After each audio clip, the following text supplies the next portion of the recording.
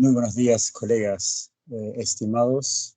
Esta mañana tenemos el privilegio de poder repasar algunos de los hallazgos de imágenes de las complicaciones visualizadas tras las intervenciones y los procedimientos quirúrgicos de las arterias coronarias.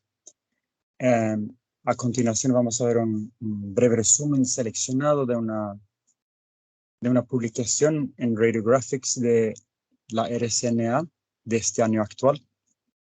Acá abajo tienen la bibliografía de este artículo y también el enlace para seguir investigando sobre otros casos y ejemplos que dan en este artículo.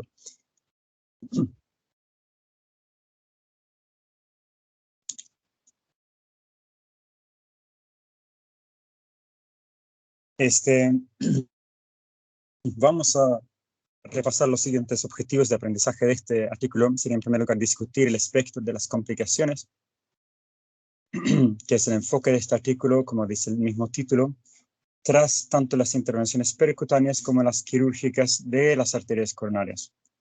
El enfoque va a ser el rol de la angiografía por tomografía, que se abrevia a menudo en inglés por CTA, lo que sería Computed Tomography Angiography, lo que vimos la otra vez, de las arterias coronarias, valorando estas complicaciones y luego, bueno, identificar las diferentes apariencias de imágenes de algunos ejemplos selectos de estas complicaciones coronarias tras estas intervenciones, ya sea percutáneas como quirúrgicas convencionales. A modo de introducción, mencionar que en la enfermedad arteriosclerótica coronaria en los Estados Unidos tiene una prevalencia estimada de 18,2 millones, de donde se realizan por año en los Estados Unidos 480, o sea, casi medio millón de intervenciones coronarias por vía percutánea, con todo el espectro de intervenciones que hay. Vamos a repasar después. Y un poco menos, 371,000 injertos de bypass coronario también en Estados Unidos por año. También mencionar que, bueno, además de lo que es la enfermedad aterosclerótica como tal, que es la enfermedad que amerita más a menudo este tipo de estudio e intervención respectivamente, tiene en cuenta las anomalías congénitas de las arterias coronarias, las que tengan una repercusión hemodinámica y por tanto ameritan una intervención, representan entre un 1,3 a 5,6% de la población general. Las modalidades de imágenes principales que vamos a repasar, digamos, o sea, enfocándonos siempre en lo que es la tomografía, en este caso sería la tomografía, la resonancia y lo que es la angiografía coronaria percutánea o las intervenciones coronarias percutáneas. En nuestro medio conocemos a los estudios de diagnóstico más bien como cinecoronariografía, por eso la abrevio a menudo como CCG, así como se hace en nuestro medio. Acá tenemos algunos ejemplos de casos que vamos a ver después, sencillamente como modo de introducción. Acá una reconstrucción de angio-TC, curvo planar, donde veo toda una arteria coronaria en su extensión. Lo hemos visto en otras presentaciones también, cómo esto se puede hacer para visualizar en un solo plano de reconstrucción una estructura que es curva y que atraviesa varios planos. Entonces, esta es una reconstrucción acá. Después, en gradiente eco con inversion recovery y Gadolini, vamos a ver después un ejemplo de cómo la resonancia puede arrojar luz en entidades como esta, lo que es la obstrucción microvascular y otras. Acá tenemos un ejemplo de una cinecoronariografía, acá focalizado sobre la descendente anterior, proximal al momento de inyectar el contraste iodado. Solo para tener como una referencia visual a modo introductorio. Entonces, un poco más sobre la teoría de las diferentes modalidades. La tomografía nos sirve más para lo que es la valoración de los stents, tanto también como el lumen del stent, el lumen de las arterias coronarias como tales, y con énfasis predominante en las estructuras extracoronarias, lo cual es una ventaja de este método por encima de, por ejemplo, la cinecoronariografía. Por ende, la tomografía computada es la modalidad de diagnóstico por imágenes no invasiva más empleada ante las complicaciones post-intervencionismo de las arterias coronarias. Tener la resonancia en cuenta por sus ventajas, también teniendo en cuenta algunas desventajas, de donde es, digamos, óptima o útil para lo que es la valoración de las arterias coronarias a nivel proximal, las mismas, pero no así a nivel distal, por carecer ahí de definición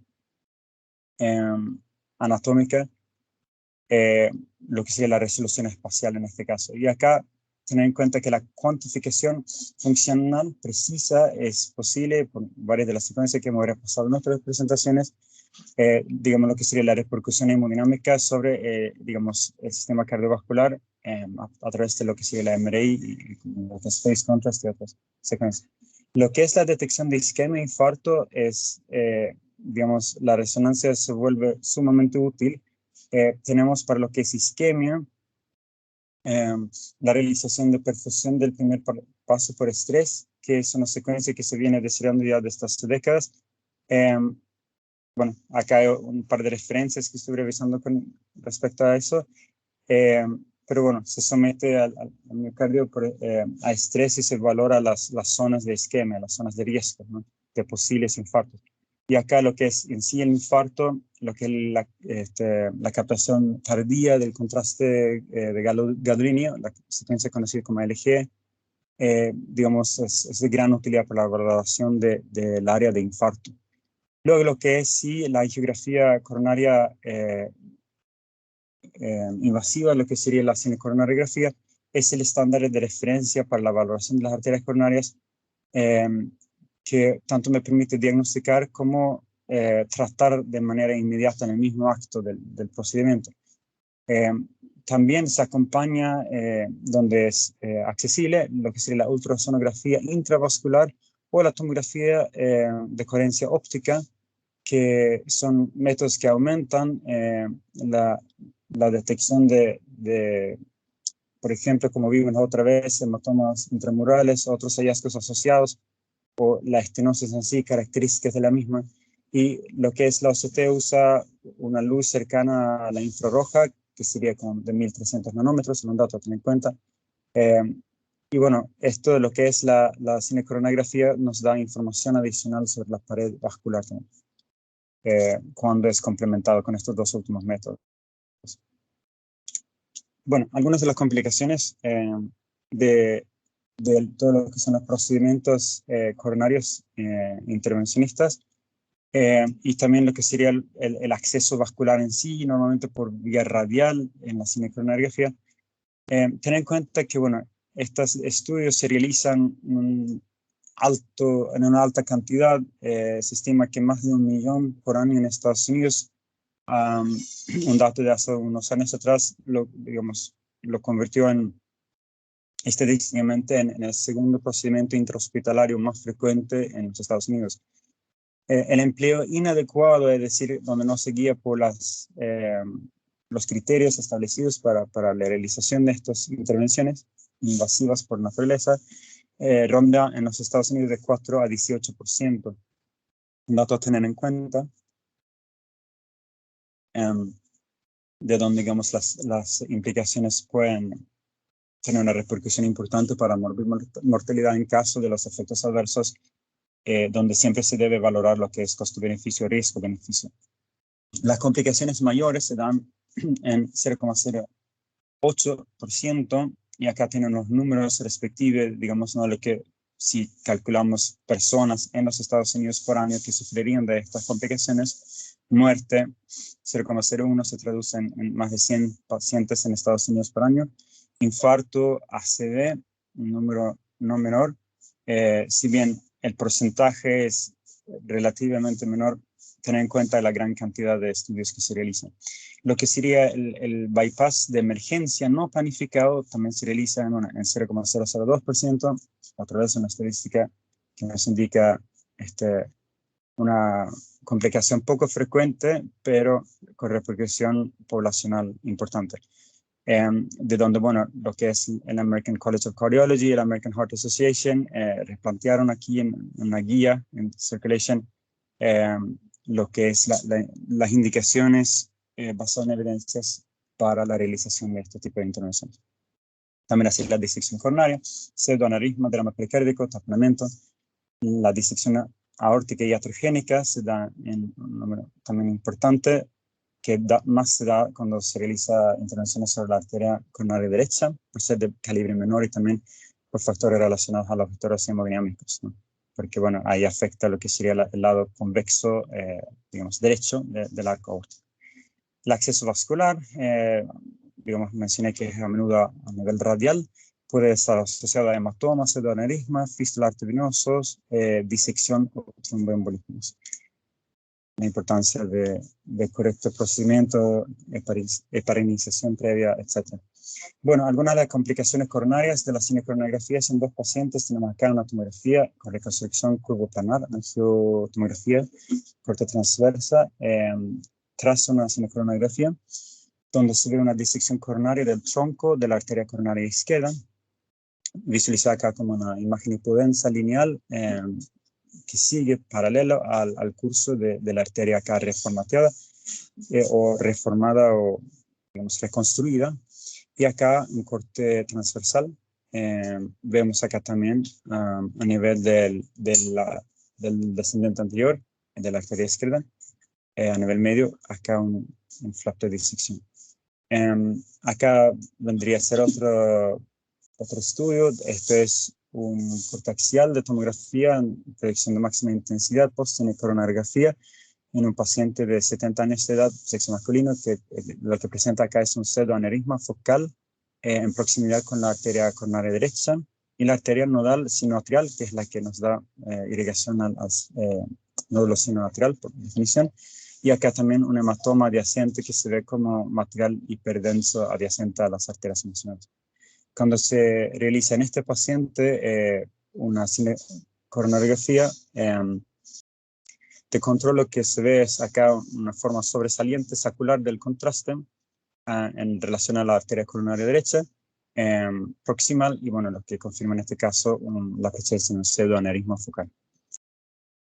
Acá tenemos otro paciente de 68 años, sexo masculino, que presenta una disección aórtica tras realizar una cinecoronografía para valoración de la patencia tras el injerto de un bypass de una arteria coronaria.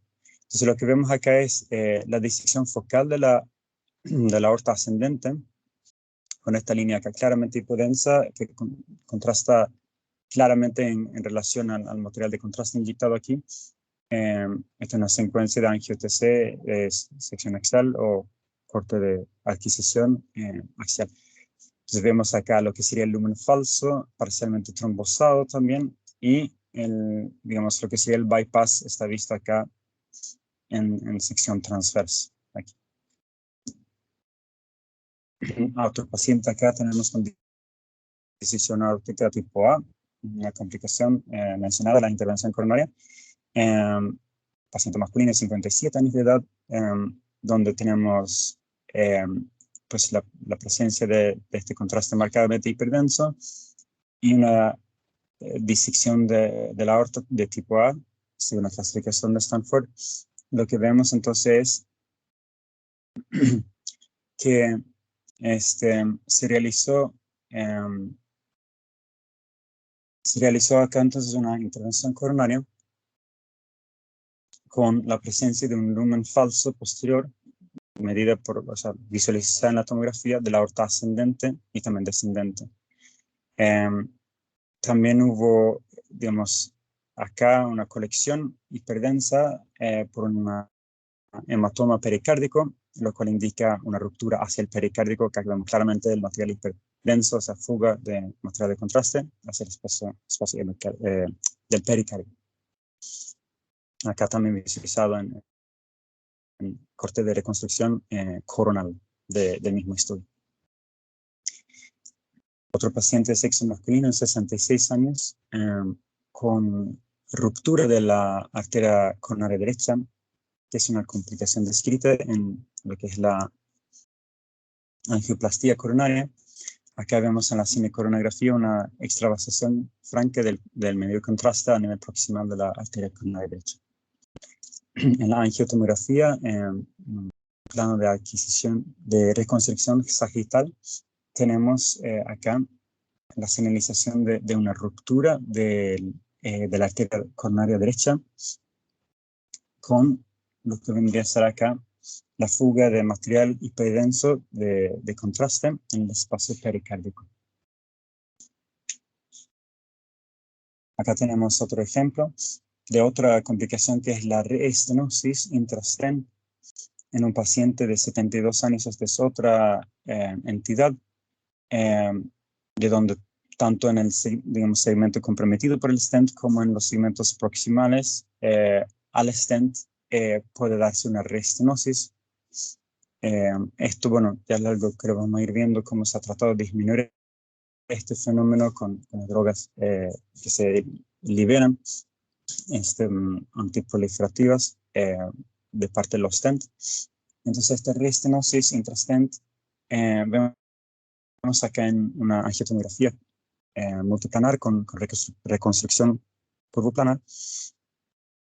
Acá, un stent de la arteria coronaria derecha distal, a nivel de la arteria coronaria derecha distal, donde vemos acá la presencia de una imagen hipodensa focal endoluminal del stent. Acá está el stent, como lo ven demarcado acá por estas líneas hiperdensas, y la imagen transversal a este nivel, sobre este lugar de estenosis, muestra una lesión estenóstica leve, o sea, menos de 50%. Importante cuantificar el grado, o sea, el compromiso paramétrico. Acá sería una paciente de sexo femenino de 64 años de edad, que, bueno, sencillamente ilustra acá el aspecto normal por tomografía de un stent coronario. Acá hay varios stents largos visualizados en la arteria coronaria derecha, proximal, acá medio y distal, con un lumen homogéneo, sin alteraciones de su aspecto, sin fugas, sin imágenes sospechosas de hemorragia, de ruptura, de mismo dislocación o de rupturas del stent como tal. Tampoco hay signo de trombosis o de reestenosis. Bueno, entonces mencionar que hemos visto ejemplos pictográficos, mencionaba así a modo de concepto que las complicaciones de la angioplastía y de las intervenciones, que no solamente es la angioplastía por balón, sino balón con stent y otras, pero bueno, hoy día lo que se realiza es,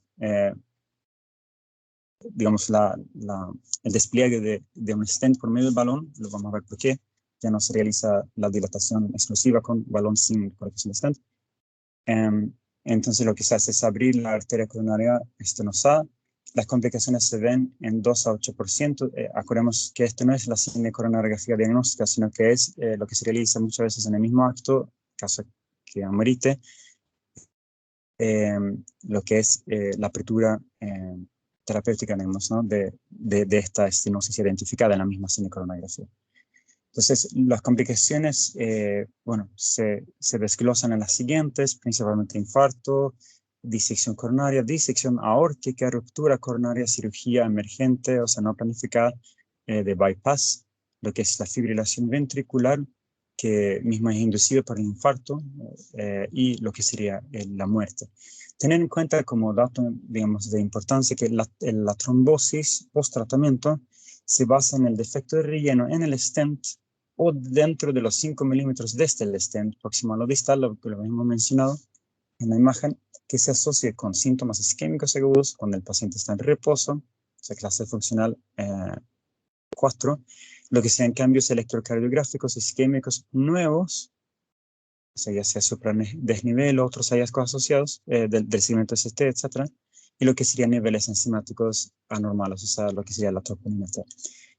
La restenosis de la arteria coronaria es entonces, bueno, causada por un fenómeno, ya sea por hiperplasia neoíntima o de neoarteriosclerosis, reduce el diámetro del lumen tras la realización de un estudio intervencionista.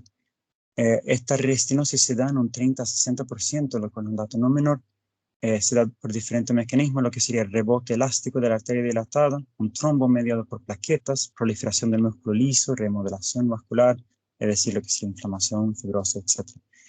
Entonces, los criterios diagnósticos, ya sea por angiotomografía o por la cinecoronariografía de la restenosis, digamos, tienen parámetros para considerarse significativa. Lo que sería el aumento de la estenosis de igual o mayor a 30% post-angiografía o angioplastía coronaria, que se dice. Y acá otro criterio sería la pérdida de igual o más de 50% de la ganancia obtenida por la angioplastía coronaria. Estos dos criterios nos orientan, digamos, para saber si efectivamente se trata de una restenosis significativa. Esto es la razón por la cual la angioplastia coronaria con balón de manera aislada, sin stent, no es una opción de tratamiento actual, porque al dejarlo sin un stent, el riesgo es mayor. De donde introducimos el concepto del empleo de los stents en las arterias coronarias. Acá tener en cuenta, bueno, que los stents percutáneos, digamos, son el estándar de tratamiento, donde implica la revascularización coronaria, tanto en, digamos, lo que es el síndrome coronario agudo con o sin elevación del segmento ST, angina estable e inestable, si tenemos resultados de prueba de estrés equivalentes a angina o de alto riesgo, todo esto, bueno, entre lo que sería la realización o indicación de realización de angioplastía con stent percutáneo. Desde el 2002 se introducen los que tienen liberación de drogas, everolimus, sirolimus son los que más se usan en nuestro medio, pero bueno, hay otros, los que son de carácter antiproliferativo, incluyendo también la sotolimus, el paclitaxel. Entonces, bueno, esto reduce el riesgo de los eventos adversos al optimizar la reendotelización de los vasos tras la colocación del stent. La tercera generación, introducida a partir del 2009, tiene un índice de mortalidad a los 30 días de 1,5%. Los stents de estructura bioabsorbible de más reciente introducción dan un apoyo al vasodilatado de liberación de droga de manera temporal, tiene alto índice de revascularización, bajo índice de restenosis, digamos, y lo que sí tiene es mayor riesgo de trombosis e infarto del miocardio. Esto es una estructura que se absorbe tras el tiempo y tiene sus ventajas y desventajas. Acá visualizamos un stent a nivel de la descendente anterior. Vamos a ver el caso después de esto. Acá lo que sería un punto radio opaco. Acordemos que esta es en negativa, con lo que estamos acostumbrados en la radiografía convencional. O sea que esto sería radio opaco. Lo mismo que el punto distal, así como el proximal del stent para delimitar su estructura durante su colocación. Acá tenemos un paciente propio de esta institución, un paciente de 61 años, sexo masculino, que presenta con dolor precordial opresivo de 20 horas de evolución, antecedentes de dislipemia, tabaquismo, sobrepeso, donde digamos, no hubo cambios electrocardiográficos, donde se diagnostica por la presencia de troponina T positiva, la presencia de un síndrome coronario agudo sin elevación del segmento ST, donde veríamos cambios justo en este paciente por su compromiso vascular específico, descendente anterior específicamente de la izquierda y la coronaria derecha, 90 y 95% respectivamente. Bueno, lo que veríamos es, si hubiera cambios electrocardiográficos, alteración a nivel de la cara anterior o inferior, lo que sería, bueno, ya ustedes se acordarán, lo que es la anterior sería B1 a B4, anteroseptal, ¿no? Lo que es inferior sería secuencia, o sea, lo que sería la 2, la 3 y la ABF. Bueno, acá entonces lo que vemos demostrativa, elegí la arteria descendente anterior, proximal y medio, donde hubo una lesión con estenosis de 90% y de 28 milímetros de longitud, bastante largo. Hay características del balón que se realizó y de la estenosis, pero bueno, mencionar acá que la estenosis entonces de 90% me terminó dando una luz de 0,3 milímetros, donde la referencia es de 3 milímetros para este vaso a este nivel.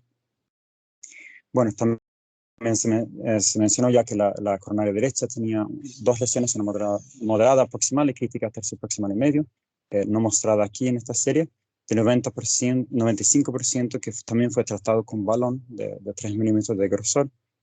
Acá lo que vemos en la descendente anterior es la predilatación con balón de 2,5 milímetros a este mismo nivel.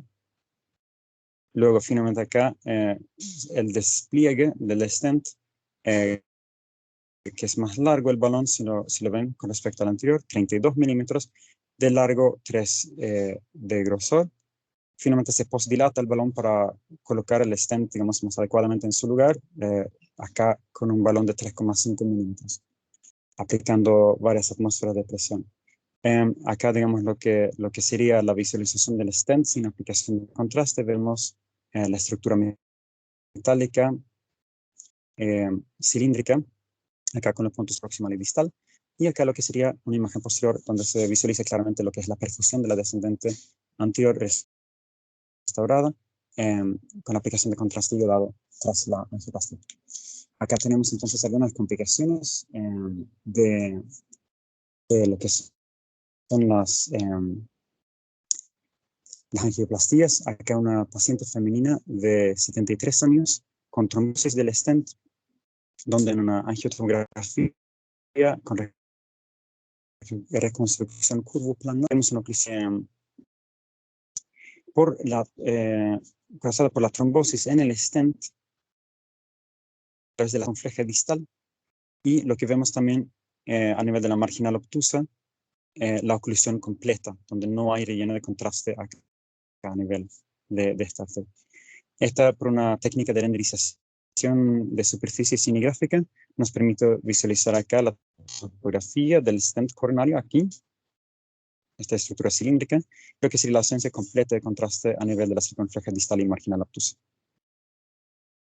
Bueno, acá algo de lo mismo, el fracaso del despliegue del stent con dolor torácico persistente tras la realización de angioplastia coronaria invasiva en una paciente de sexo femenino, 58 años de edad.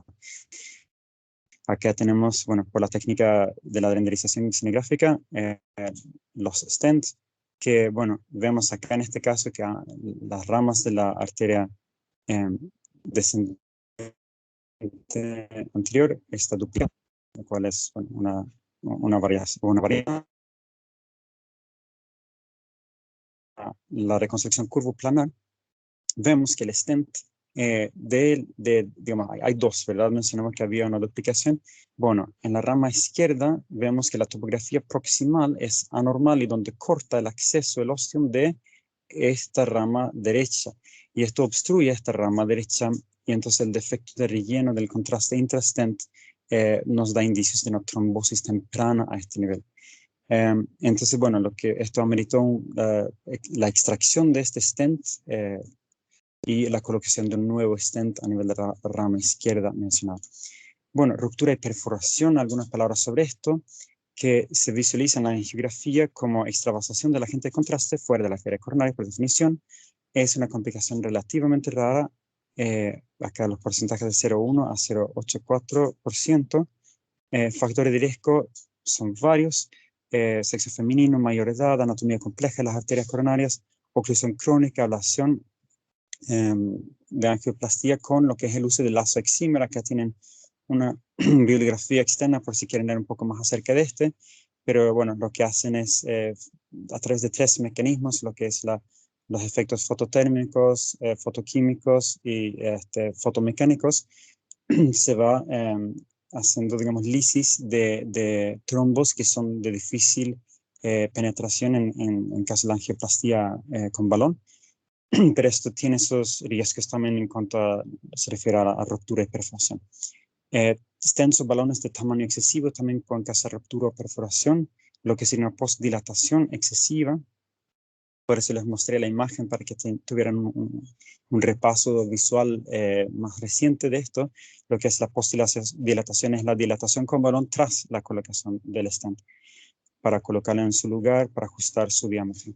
Esto, si es excesivo, si no respeta lo que es indicado para el diámetro vascular específico y según el stent en cuestión, esto puede llevar entonces a la ruptura de perforación de la arteria coronaria. Esto puede llevar a arritmia, taponamiento cardíaco y lo que es el shock cardiogénico. Entonces, bueno, mencionamos que en la cinecoronariografía vemos esta extravasación de contraste, lo mismo en la angiotomografía, de manera adyacente a la arteria coronaria, que puede dar fuga hacia el epicardio, pericardio, miocardio, inclusive hacia la cámara cardíaca, que se valora de manera dinámica cuando vemos pues, el flujo que se está sumando a los flujos intracardíacos. Lo que el tratamiento con protamina, que revierte y neutraliza la heparina, la inflamación prolongada del balón en el nivel de ruptura o perforación, embolización con coils, la colocación de un stent cubierto, no fenestrado, como los convencionales, para lograr una hemostasia, o lo que es la periocardiosíntesis o finalmente la reparación quirúrgica si fracasa la hemostasia en los métodos anteriormente descritos. Acá tenemos un paciente masculino de 59 años de edad con fractura del stent. Lo que vemos es una discontinuidad focal de la pared del stent a nivel de la arteria coronaria derecha media. Acá vemos esta discontinuidad, lo que representa la fractura del stent, y acá vemos también un material, digamos, relativamente hiperdenso con respecto a los tejidos adyacentes, donde esto corresponde entonces a una colección. También acá visualizada en una imagen transversa, acá está la colección y acá está la disrupción hipodensa del stent a dicho nivel. Entonces, extravasación de contraste por la ruptura, una colección adyacente a la stent. Son todos signos importantes a tener en cuenta. Acá, pues, disección de arteria coronaria tras la realización de tras la realización de una angioplastía. Esto es importante tener en cuenta, lo incluí por lo siguiente. Si nosotros estamos revisando acá digamos, próxima al stent, tenemos acá a nivel ostial acá sería, bueno, el seno coronario derecho, y acá sería el ostium de la arteria coronaria derecha, y acá tenemos, digamos, una sobresaliencia hiperdensa, una imagen saccular símil pseudoaneurisma, pero cuando estamos realizando una técnica tridimensional de renderización de volumen, acá la misma angiotesia nos da posibilidades de diagnosticar una imagen de aspecto más circunferencial. Nos indica entonces la presencia de una disección focal circunferencial a nivel ostial de la arteria coronaria derecha, acá, señalizada por la flecha roja. Y esto es acá el stent visualizado también en las dos reconstrucciones. Acá otro paciente con ruptura parietal de arteria coronaria, un paciente masculino de 56 años de edad, donde vemos, pues sí, en esta angiotomografía de proyección de intensidad máxima, multiplanar de 2 cámaras, la presencia de un stent curvo en el espacio epicárdico exterior o externo al curso de la descendente anterior, trama de la izquierda, de la coronaria izquierda, asociado a este stent curvo en el espacio ectópico, vemos la presencia de un material compatible con una gran colección de líquido epicárdico adyacente, es decir, un hematoma. Y el efecto de masa tiene efectos sobre la pared anterior del ventrículo izquierdo, donde esto se aplana, como vemos claramente en esta imagen aquí. Acá vemos también lo que es el stent en un lugar ectópico. Esto es axial oblicuo del mismo estudio. Acá, para introducir un poco lo que es el uso de la resonancia en un paciente masculino de 33 años de edad, donde tuvo injuria por reperfusión tras la realización de intervencionismo coronario percutáneo. Lo que es la reperfusión es una entidad, o sea, lo que es injuria por reperfusión es una entidad, lo vamos a comentar brevemente después, pero es importante tenerlo en cuenta. Acá lo que, digamos, hubo es una estenosis severa en la arteria diagonal que, digamos, ameritó una trombectomía exitosa, bueno, fue exitosa en este caso, pero después se realizó como control esta resonancia ponderada en secuencia T2, en eje corto, donde vemos acá edema con alta señal, o digamos una señal hiperintensa a nivel de la pared anterior, y a nivel central una señal baja a manera de contraste. Y acá continúa el mismo caso, donde tenemos esta secuencia aquí de gradiente eco, inversion recovery, con aplicación de contraste de gadolinio, donde vemos un área de no realce,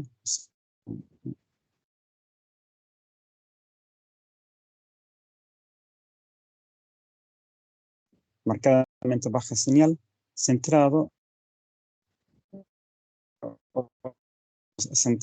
rodeado por son frecuentemente asociado con lo que es la microvascular, y en este caso combinado con hemorragia. En este mapa T2 de eje corto vemos acá la presencia de una imagen hipointensa, lo cual nos indica de hemorragia o depósito de hierro, en este caso pues asociado a los otros hallazgos de hemorragia. La obstrucción microvascular como tal sucede por daño endotelial por la isquemia, que el daño endotelial que sufre, digamos, el endotelio por la isquemia también es lo que lleva a la extravasación de la sangre, o sea, lo que es el hematoma, que no siempre se da, y no se da en todo el recorrido de lo que es la obstrucción microvascular.